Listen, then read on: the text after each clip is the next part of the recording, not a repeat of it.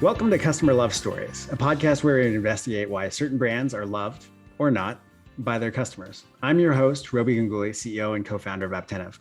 For those of you who don't know, Apptentive is a Seattle-based voice of the customer solution that allows some of the world's most beloved brands to capture invaluable feedback across the mobile customer journey and take immediate action to win back customers and activate fans at scale. Today, I'm delighted to be joined by Bill Pearce. Now, Bill and I have known each other over a decade. We got to work together when he was the CMO of Del Monte on some digital strategy. And Bill, tell us and our audience a little bit about yourself. Well, I'm a longtime brand guy. So spent the majority of my career at P&G in various assignments. I was later the chief marketing officer at Taco Bell, and then the chief marketing officer at Del Monte Foods. And most recently on the marketing faculty at Berkeley Haas School of Business, where I teach MBAs and subjects of brand management, corporate innovation, marketing strategy, and growth marketing. And I keep my hands busy in some other things. I'm a board member of a couple of firms. I do a little consulting on the side, and I'm also an assistant dean at the school. So I keep my hands current in all things marketing. So much for retiring, huh? Yeah, no time to retire, Robi. It's time to do things that you like to do instead. For sure. All right, well, so let's get into it. This is a place where we often start with the question, who or what are you a fan of? So I am a huge fan and have been a huge fan since probably I was, 10 of Marvel. And at the time, at 10, I was a fan of Marvel because, things like this, right? Thor's my guy. Oh my gosh. You have a Thor action figure? No, it's actually a piggy bank that my kids gave me. It's a piggy bank. Yeah. And over the years, they've given me other little trinkets, right? So I've got Thor's hammer, which is actually a bottle opener. If I get dry mouth, I'll have a sip from my Thor beer glass. That's I'm not beautiful. drinking beer, I'm drinking cranberry juice. And, I think a hallmark of brands that are loved is if people embrace them. And, the notion of wearing somebody's logo or having something that's so intrinsically linked to their brand, like on your person or in your office, says that, look, I'm a fan. And I do, right? So 10-year-old Bill was just a huge fan of comic books. And 50-plus-year-old Bill is a fan of the Marvel movies and the things that they've done. But marketer Bill looks at Marvel and the path they've traveled and finds a fascinating story. I love the brand because of the journey it's been on and the smart people that have saved a great brand that had gone into serial decline and revitalized it, and then sold it off to Disney. Now Disney's done great with them, but I'm going to focus in probably in the area right before that Disney sale, because this thing had everything. This had corporate rejuvenation. This had business model innovation. This was great brand work to kind of get to kind of the core of the brand and who they are, and just really sound strategic thinking of how to position this thing going forward and expand the marketplace. So I just think there's a story in there if you're a fan of the characters, and there's a story in there if you're a fan of strategy. That's awesome. So before we get into that period of time before they got bought by Disney, let's go back to 10-year-old Bill. What did 10-year-old Bill fall in love with Marvel? The escapism,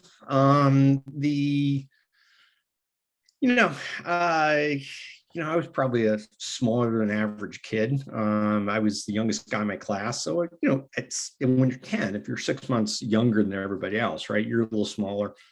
And, to be able to kind of jump in and, align yourself with a character that saves the universe. What's not to love about that? Also taught me, like comic books taught me when I was a kid, of the notion of chapters in a book, right? Of building a story. So it's important that the chapter tells a story and leaves the reader satisfied, but also wanting more, right? And that's the hallmark of great brand. It's like I always tell my students, or I told the people that worked for me, it's not hard to get people to try it the first time, right? You can do that. If you've done your homework, you can get the first trial, getting the second trial, right? Getting the repeat purchase and getting people to serially use you. I think that's the hardest thing in business. So there's a lot to learn from Marvel about giving you a satisfying experience or experience that you really like, but also really wanting more. And I think they've done that just about as well as anybody in the marketplace. So you're 10 and you're a little smaller, and I can identify with this. I was always small for my age and had the funny name to go for me as well. And I remember feeling sort of like an outsider. And I similarly got into comic books when I was about 10. And for me, it was the Fantastic Four. That was the first sort of like series that I really got into, and I started collecting. Like, was there a first around Marvel like that really grabbed you? I think like my first exposure was to Spider-Man. And I like Spider-Man, and I was a New York City kid, right? So Spider-Man, there was an identifiable thing there. But I was also into mythology, right? So I had read all the Greek mythology stories and Norse mythology stories. And then when I discovered Thor, like I knew the background, like I knew all of, Odin and Sif and Loki, and to see that brought to life, that was like a two passions kind of coming together, and it was like boom, and I was hooked. And I was probably like the kid down at the store, knew what day the new comics came out, and was there with my 10 cents or 15 cents at the time to buy the next installment. And then a 10-year-old Bill becomes 13-year-old Bill, and it's not cool. You drift away from it, and hadn't thought about comic books for years. And then long before the Avengers movies came about, kind of stumbled onto, when my kids were young, kind of stumbled onto the animated cartoon series. And I'm like, oh, come check this out. This is fun. And told them the background story. And then it became a family thing. So it was me and my three kids watching the animated series, because heck, watching the Avengers is way better. The cartoon version is way better than whatever other cartoon that they want to watch. So it was also a way to connect generations. And, any dad will fall head over heels for anything that their kids ask them questions about. So my kids would be just like, Dad, it's time to watch. And, tell us what's going on here. Again, kind of a great brand is one that you pass down across generations. Love that. And one of the things I like to ask is, what are you like as a fan? And I think part of what I'm getting out of what you're describing is that in this scenario, you were a fan initially on your own, and then you rediscovered your fandom with the journey through your kids' eyes and your experience as being a fan on its own. So then it sort of expanded. How much pushing did you do with your kids versus how much pulling were they bringing you deeper into fandom? It was more, I introduced it and they got hooked. And then it became this cascading thing where, again, especially when they're young, and, to get together on a Saturday morning, after you've worked a lot of corporate hours during the week, to have three kids, one sitting on your lap, a second one kind of nestled into you, a third one right on top of you. It was, terrific. Now, yes, we go and do things outside and whatever, but that half an hour in front of the TV set when they're waking up was kind of fun. And it's those are the times which, like, hey, I'm getting to the age where I'm going to start thinking about, hey, start generating some grandkids so I can relive those times. Yeah, that is awesome. I'm kind of imagining them in their PJs, you and a cup of coffee, turning on the TV, flipping through channels, and being like, all right, guys, it's about to come on, right? There's no recording, there's no TiVo. It's just like, you got to be here. It's appointment. I'm not that old, Ruby. So we had TiVo, we had it queued up and ready to go. So okay, all right. So you're recording it. All right, cool. Well, I think that, so I'm imagining this, and I'm wondering then, how did you watch them become fans? Like, what did you start to pick up on? Did one of them have affinity with a certain character too? Totally. And then it became divvying up the adventures of who was who, right? So I Oh, was Thor. My oldest was Captain America. My middle was Wasp, or Black Widow, and my youngest was Wasp because she was the smallest one. And then over time they trade out their characters, and if Hulk was the star of that day, one of them became Hulk. It was just great, and it's funny because just to give you a story of how this translated. So my son got married a week ago, and my son did for his wedding party and for his family, kind of made up these kind of silly, goofy socks, and he put Ryan's wedding and the date, and for each pair of socks, for each member of the family and the wedding party, he assigned a Marvel character. Right, so I got Thor socks. My one daughter got the Loki socks. The other daughter, so it was just, we all just kind of embraced it over time. And it's kind of one of those things that they really fondly remember from being a kid. Plus, I took them all the movies, plus, I told them the backstory of like, all right, who's this villain? I'm like, oh, okay, let's go back and blah, blah, blah. So, what's the hardest thing to do in marketing? It's build something with endurance. And I look at Marvel and go, one generation of the next, and we're going to pass, and I guarantee you we're going to pass it on to the third. yeah. Well, and this podcast called Customer Love Stories, right? It's about that emotional connection, and how brands create it and how they cultivate it and then how they keep it. And one of the ways is to light that fire in you such that they don't have to do all the work, right? You're doing some of the work. And then there's that emotional aspect of bringing your family to it. So of course you've got your heart there, right? Your heart's central. Your kids, Saturday mornings, those memories, and then growing up and having it be on socks, right? Like, have it mean so much. There's just like so much emotion around it. When you think about the way and moving forward now into like, the change that brand has made and some of the things you were alluding to at the beginning, like, what did they do to cultivate that and feed it even further for you that really worked? So I think they compete in one of the hardest areas to compete in, which is, developing characters and keeping them fresh and new. Right now, I'm a consumer products guy and later a tech guy, and the product goes through generations, but there are years between generations. Right, so you invest money, develop the product, it gets used for a lot of years. Then, because of competitive pressure, you got to change it.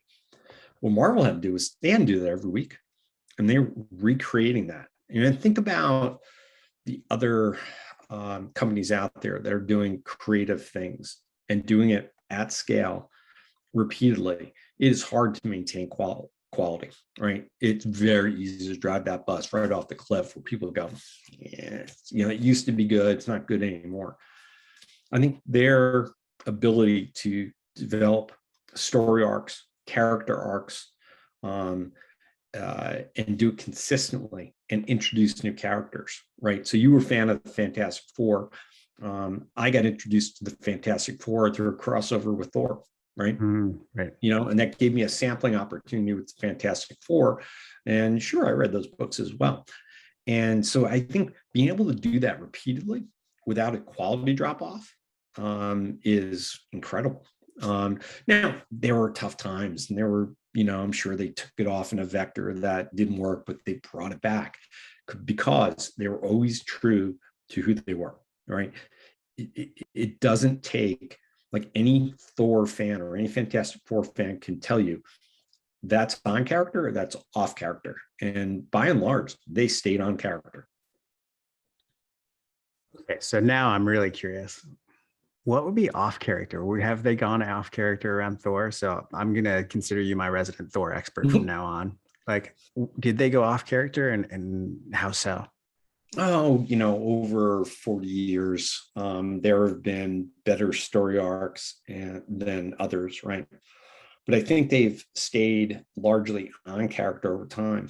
Thor, there are always elements of Thor's story that was recognizable to the reader, right? Thor wasn't, like Reed Richards, the Fantastic Four, and think his way out of it. Thor ultimately was going to do something with brute strength, and for noble purpose. And I think that's what drew me to them.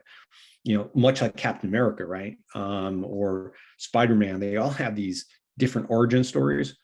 They're all imperfect characters. Thor has an ego that, runs amok, but when push comes to shove, does the right thing in the right way. And I think those are the hooks, right? If Thor were to go off on do the wrong thing for the wrong reason, I think the readers would reject. If Reed Richards looked at a problem and was like, I can't figure it out, you go, whoa, that doesn't there sound like must Reed. be something else going on there. Somebody put a spell on, whatever it was, right. because it would be so out of character, quote, out of character. Yeah. No, I think that makes a lot of sense. So, you referenced one of the strategies that they have, which is in the core books that you're reading. So you're a fan of Thor, they would introduce other characters, and they managed to make that appealing enough so that your love for that first character then started to translate beyond that character and into the broader brand. Yep. Can you remember like a point in time or a transition for you where you moved from really being a Thor fan, right? Instead of answering my question with I'm a fan of Thor to being a Marvel fan? Yeah, I think it was the Avengers. The introduction of, there were some problems that were so big that even Thor couldn't handle it. I want to know about that. And you would see the development of the characters and how they related to each other. Truly, I think that was the first time when I thought about the notion of synergy, right? The notion of, together, this thing is worth more than the individual sum of the parts. And, I couldn't articulate it that way, but you kind of understood the concept. So when it was formally introduced to me, it was like, no, okay, I get it. And I think that takes you potentially in different directions, right? Do I consume more? Do I read more? Do I look and say, I like this, but not, which way it takes you on the brand. One of the things I loved about Thor was he protected the earth, but he also protected kind of other worlds. And the Avengers were to deal with otherworldly kind of things. So it was kind of in character. And by the way, I probably wouldn't have read Captain America without it, right? Or I probably wouldn't have read Iron Man without it. And, because 10-year-old Bill's got a quarter to spend, right? Now I got to go back and scrounge up another nickel to buy another book. So you make, these choices that are like, okay, I'm going to do this, not that, right? That's truly kind of learning how to make, where you place value and how you make choices. That's the beginning of kind of consumer behavior. And I look back on it and go, man, they were really smart, because I was just happy we were in one. Now they got me reading 3 or 4. Right. Now, did you save any of those? No, right. Kick myself. Probably, some moves somewhere, they all got thrown out. I made sure I kept my baseball cards from the time. Yeah. I did make sure I kept the comic books, because honestly, the comic books were so worn down because I'd read them so many times. And then, I had a couple other friends that were fans of different series, so we traded back and forth. So, can you imagine having those things? Boy, what a legacy to pass down. That would have been fun. That would have been really cool. I remember when I was collecting mine, I got into it because for Christmas I got like a comic book collecting set that was clearly, somehow subsidized by Marvel, because it was several different Marvel books, and then it had all the cellophane wrappers or the plastic protectant. Yep. And so I was putting the books in and taking them out, and then at a certain point in time I just felt like, oh man, I can't pull these out. I'm gonna do damage to it. And I've always thought that that's an interesting aspect of comic book culture, which is this beautiful artwork and this like very tactile. I can remember how the newsprint would smell, you know, when it was new, Yeah. and like all of that. But then if you were collecting, you were supposed to put it away. You know, you were supposed to like Can't observe show it any as if it was fingerprints art. on it. No. Yeah. And that really, like, it was tough for me because I actually ultimately I think I'm much preferred the content to the collection. You know, I much preferred the stories like you're talking Yeah. about. I agree. Do you have a favorite episode or book, right? Like, you know, they have these story arcs. Do you have one that really stands out for you? Ooh, from way back when, I think I do remember. So it's probably my favorite, or the one that kept me on the edge of my seat. Um, uh, Thor had to fight Mangog.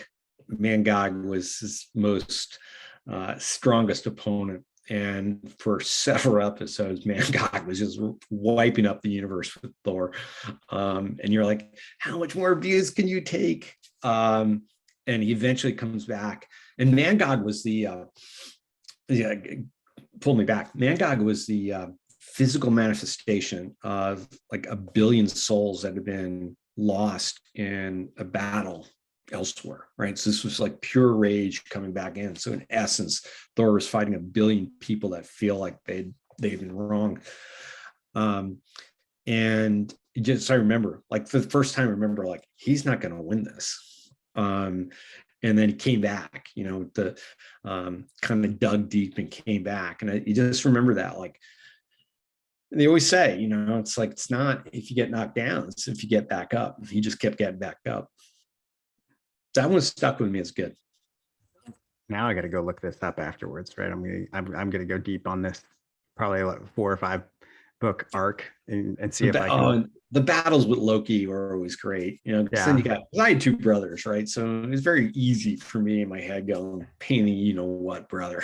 you're like, I know exactly who this person is. I know Totally. how they are. Yeah, that personalization too is like a part of the emotional attachment where you're like, I can see myself as the underdog, and I can see, you know, how Thor stands for the right things and how his interrelationships with his brothers and mine. There's like things to take from it. You're clearly taking like life lessons along the way from this, which is just so powerful. And when you saw your kids developing their own sense of like, this is my character, did you start to see them picking up life lessons too? Did they have a similar kind of activity?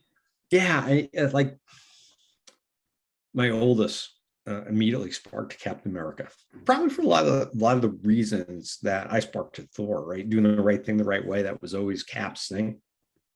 Um, uh, and he, throughout his life, has been that kind of kid, right? Trying to do the right thing, trying to do it the right way. Yes, ma'am, no, ma'am, kind of thing. I honestly think he pulled upon some of those elements. Hopefully, and we were trying to reinforce that with all the kids, but I think he expressed that, you know, and you know, I remember the first time he went to a costume party, you know, he wanted to be Captain America. I've got, you know, my second job, my daughter, originally was Black Widow, and then she got on a Hulk kick, and then later uh, uh, really liked Loki. And it was the Loki articulation in the movie where kind of bad guy becomes kind of good guy. Interesting. And it's kind of like the second child notion of second child is always trying to live up to the first child, right? So I'm trying to live with Captain America. That's an impossible standard. So she identified with Loki, like she was going to cause some mischief. She never did anything bad, but it was like she liked Loki.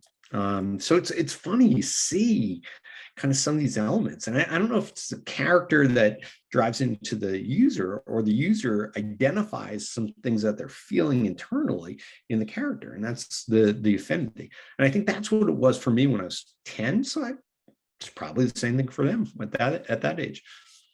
Yeah. Well, and as I've been doing these podcasts and talking to people, one of the things that comes through from several of the people is when they talk about something that they really love, it's not just about loving it from afar.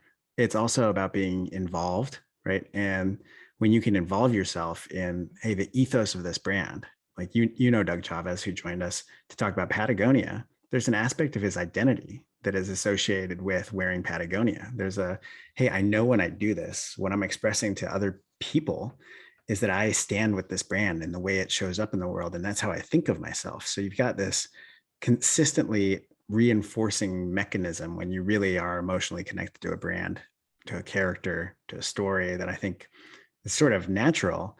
So, you were talking about this transition for Marvel before they got bought by Disney, and that you were really kind of saying, hey, let's kind of tease apart some of the things they did. So talk to me more about some of the things that, as a marketing expert, right, as somebody who has thought about this your entire life, basically, what did they do really well before the Disney acquisition that you think was just like extraordinary and other brands can learn from? Let me go even a step further. Okay. There was a while there where Marvel lost its way, and they lost their way because they were bought by a company that looked at it from strictly a cash flow standpoint, repeatable revenue, but didn't understand characters, didn't understand the users. And it was a classic, corporate mismanagement brand for, I'm going to say, about a decade. And just was driving into the ground because they didn't understand. And so they were trying to cost save their way into more profitability. Along comes a rescuer that puts together a deal because they see the intrinsic value of Marvel in the character set and buys the company at a song, but realizes, okay, if I go back to the roots, if I go back to making sure the quality of the product is good, I can turn this thing around. And what they set out to do was, let's put someone in charge that understands IP, understands the power of intellectual property, and also on a focus of how do we make it bigger? How do we expand the category? How do we get more people to use more often? And they hired a guy named Peter Cuneo. And Cuneo came in and looked at the business and was like, hey, this is ugly from a cash flow standpoint. This is ugly from this. But there are almost 5,000 characters in the Marvel universe, and that's a rich treasure trove of things we can do. And Cuneo set out and said, strategically, what we have to do is figure out, how do we expand demand for this category? How do we get more users? How do we get people to buy more often? And that hadn't been thought of under the previous administrations. It'll be that, how do we take cost out? Now, Cuneo looked and said, in order to do this, in order to put more money into marketing and outreach and get people to sample, we've got to start thinking about things a different way. So they became a very cost-averse company from the standpoint of not trying to take all the cost out, but making sure if we're going to spend money that we're going to spend something that we really need. So for instance, they got rid of their corporate offices and literally moved into the second story of a car dealership because it was cheap rent in the LA area. That was money that they could put into character development. As they started to kind of see some traction, they were like, okay, so we fit, and there's nothing wrong with the characters. Now, how do we grow the category? And they said, all right, movies. So they decided to go from comic books to movies. And to do that, they looked and said, well, who's the hero? Well, the hero is Thor, Iron Man, Captain America, not the actor that's going to play those people. So as they did their first movies, they actually looked for people that were kind of on their way up, who would be really inexpensive. And because again, people were going to see Iron Man. Now they caught lightning in a bottle with Robert Downey Jr., who was at the nadir of his career, right? And did those movies for a song. They paid Chris Hemsworth less than $100,000 to star in his first Thor movie. Chris No Evans idea. Yeah. So they were really, really cost controlling because the stars were their characters, not the people headlining the acts. Then they did something really, really, really radical. Usually when you finance a movie, you go out and you find producers who invest in the movie to kind of split some of the risk. Marvel did a different way. Marvel self-financed all the movies. Now, those combination of all those decisions gave them like 20% higher margins or 20 margin points more than a typical movie did. So they built a movie structure that was unlike anything in the industry. Marvel movies had such a lower threshold to make money. Why? Because they were kind of bootstrapping and they created great content. Cuneo and his team built a business model that was unlike anything in the movie industry. Absolutely significantly higher profitability per film on a margin basis. And if they hit it big, they hit it really big. And if they failed, well, it wasn't going to cripple them. So they really looked and said, we don't want to own a studio. We'll rent everybody's studio. Like, we'll control our costs and put it back into the product. And that's what they did amazingly well. And that was what made them put them on the radar screen as, at a time when the movie industry was like, they were doing okay. Disney looked and said, all right, they're doing something over there that's interesting, and it aligns with us almost perfectly. Now, if you think of Disney, it's female-focused characters, right? You go to Disney World, you're going to see the princesses. Disney can tell stories. They just didn't have male-based characters that could carry a story for boys of that age. So Disney buying Marvel also was strategically really smart by Disney, because they were like, now we've got something to compete or to complement our princesses. So we'll keep telling these stories. And oh, by the way, here are new stories that we can tell, because we know how to tell stories. We just didn't have the characters to carry that story going through. So it was really a combination of brand gone bad, new management team kind of understanding the intrinsic value, fixing it, creating something that was strategically just better than the movie industry. And then Disney, major player, looking and going, oh, that's perfect. And paid about $5 billion to bring that in. Why? Because they had, 5,000 characters ready to go. And then Disney, continuing the smart thinking on the brand, looked at what they bought and said, all right, we don't have the Fantastic Four, your guys, because that was previously kind of licensed to Fox. We don't have Spider-Man, who was the number one comic book character they had. What do we have? And they looked and they said, well, we got Captain America, and we got Iron Man, and we got Thor, and these guys, they work together in a thing called the Avengers. Boom.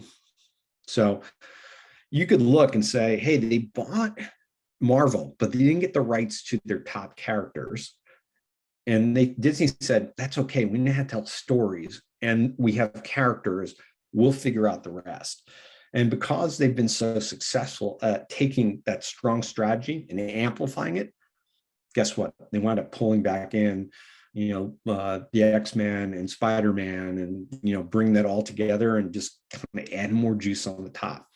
So this has been a story of watching a brand drive into the ground, watching the brand be resurrected, and watching a brand, after strategically right, being amplified and bigger than it's ever become. So as a marketer, I sit there and look and go, all right, great job by Peter Cuneo and his team.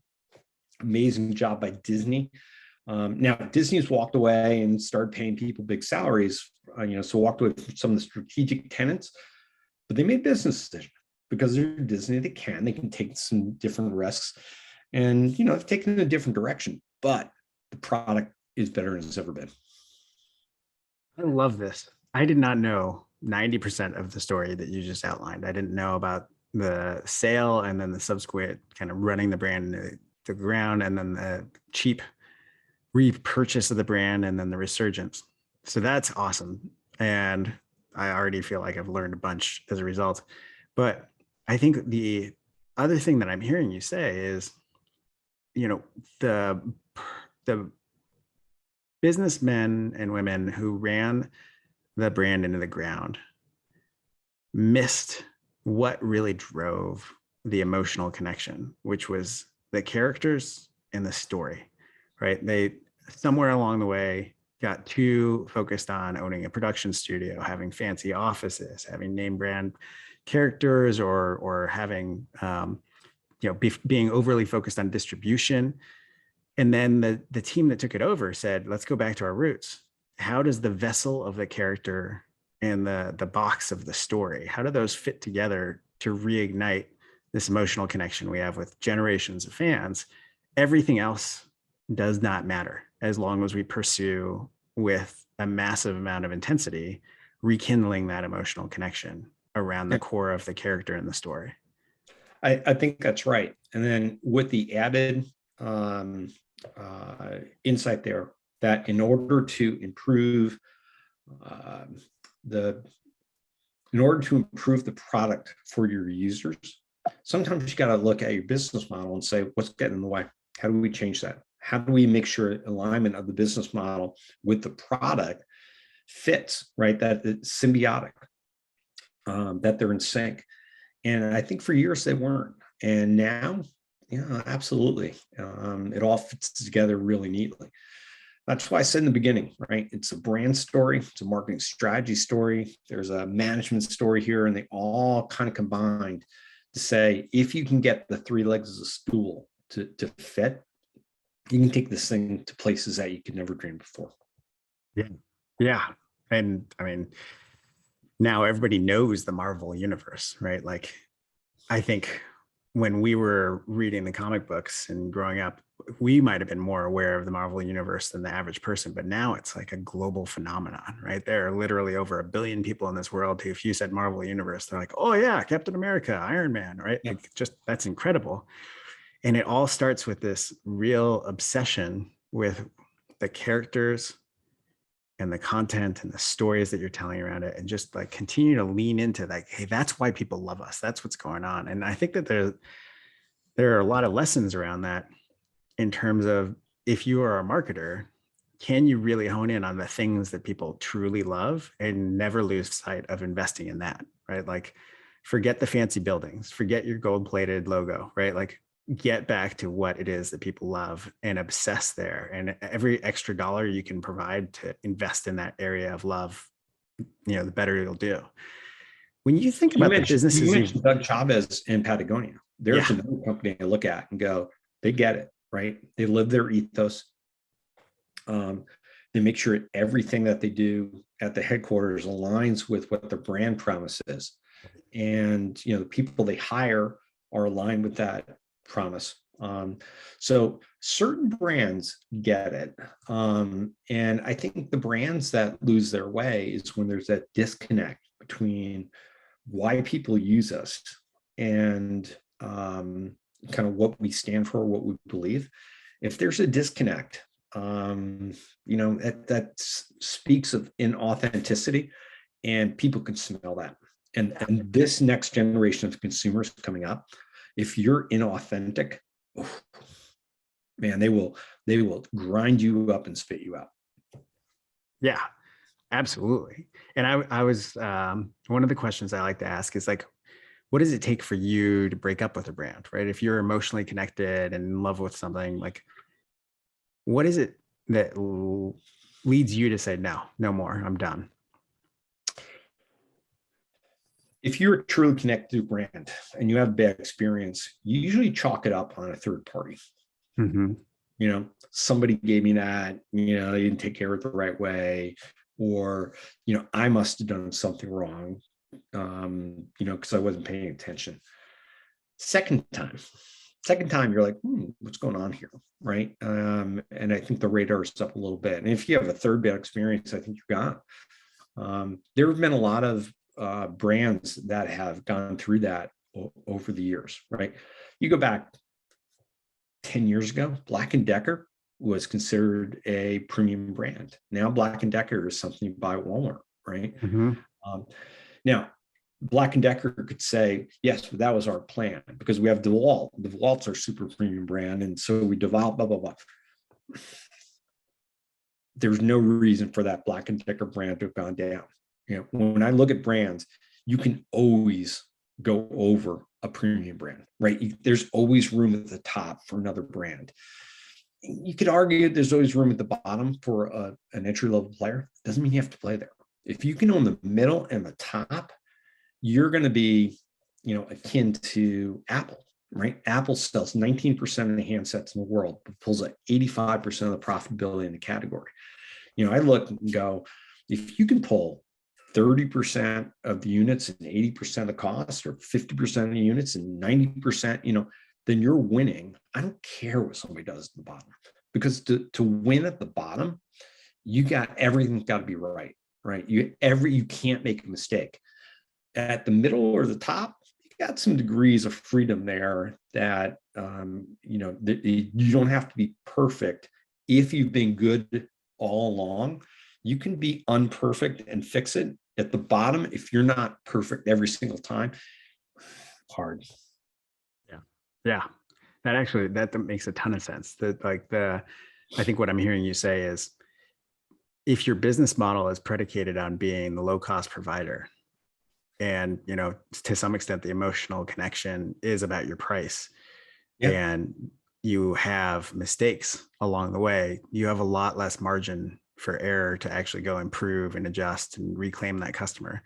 But if your business model is more profitable and there are affinities around what you do above and beyond, and that's how you get to more profitable, then you can continue to reinvest in the things that will keep people resilient when you make mistakes, right? You can continue to recover from those mistakes.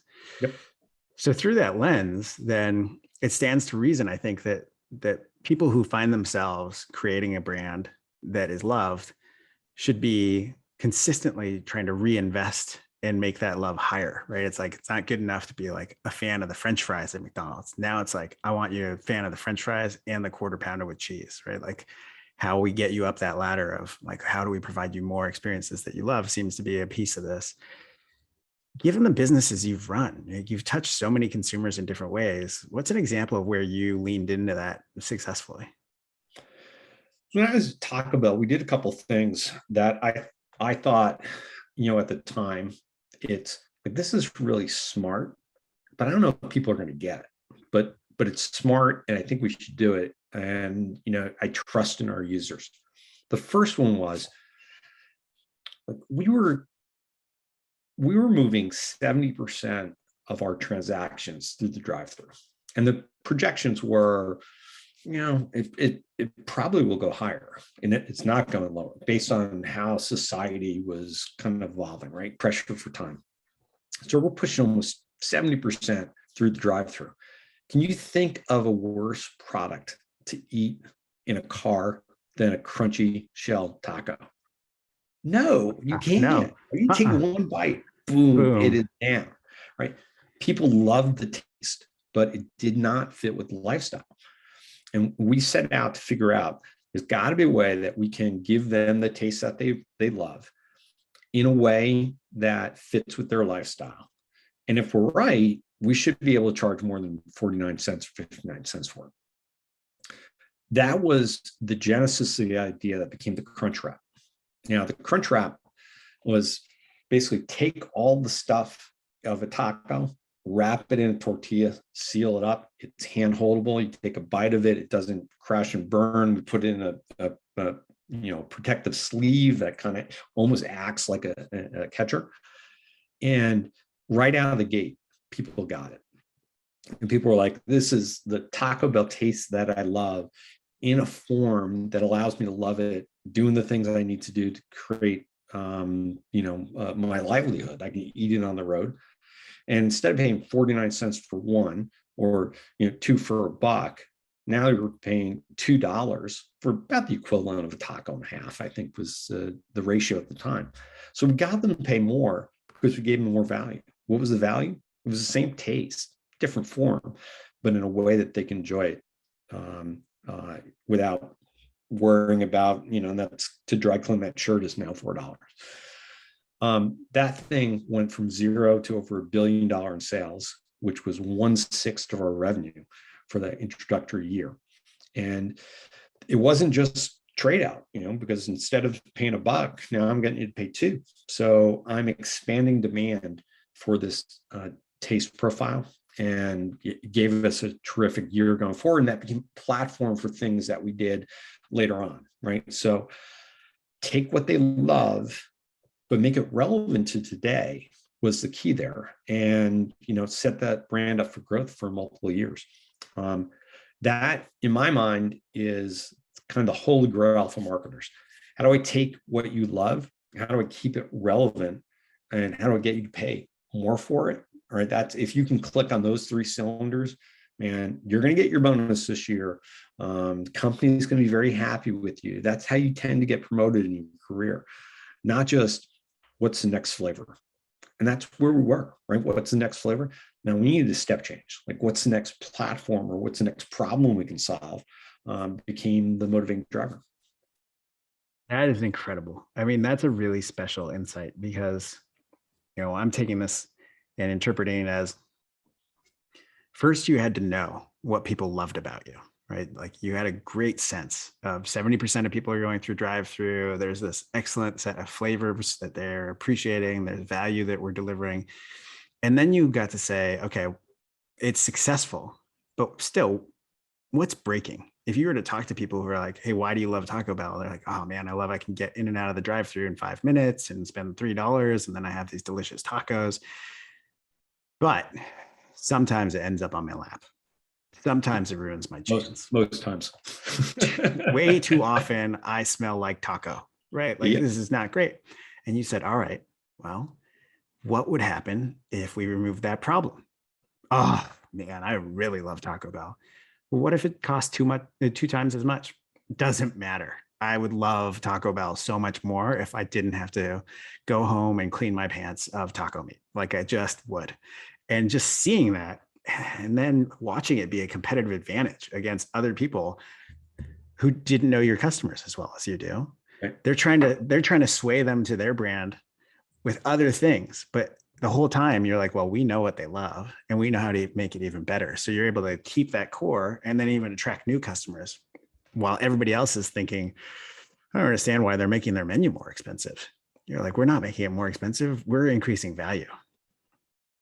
So you have to eat every brand. If you're not increasing value, then when you are faced with pricing decisions, you just increase price without increasing value, or you're in a situation where people will reject you because if you were always the person that filled a role for them and now they can't access you because of price, they'll go find something else, right? So you have to drive value commensurate with pricing or above in order for people to say, well, yeah, it's better. And, it should cost a little bit more because it has all these other things. And that was where, the magic happens. All right. So I've got one last question for you. Sure. What's the craziest thing you've ever done as a fan? As a fan?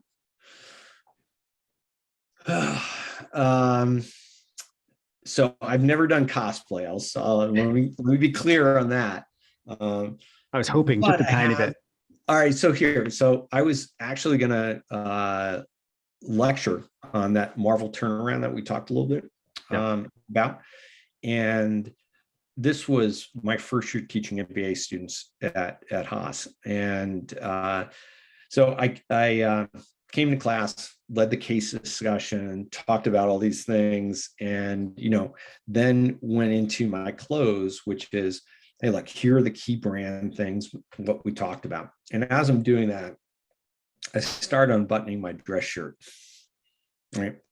And you can just see the looks on the students in the class, like, what is he doing? And then underneath in my dress shirt, I was wearing a t-shirt with a Thor hammer, I reach underneath the table and I pull out, my life-size rendition of Thor. And then, I pull into my, oh my gosh, this is amazing. This is so good. This is so great. By the time I got that on, they were just all, applause, cracking up, laughing. And, it was like, my family was like, you'll do anything for a cheap laugh. I'm like, absolutely. Here's the thing I didn't count on.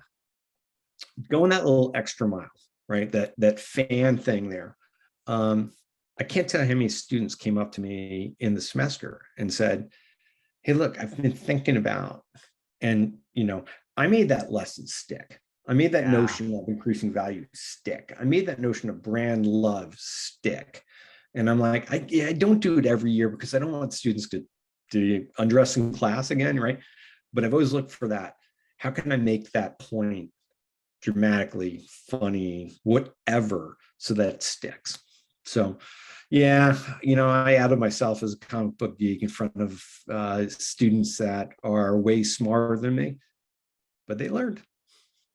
Oh yeah, for sure. I think that is amazing. And for those of you who are listening to this as opposed to watching, Bill put on the Thor helmet, and it is glorious. It fits you perfectly.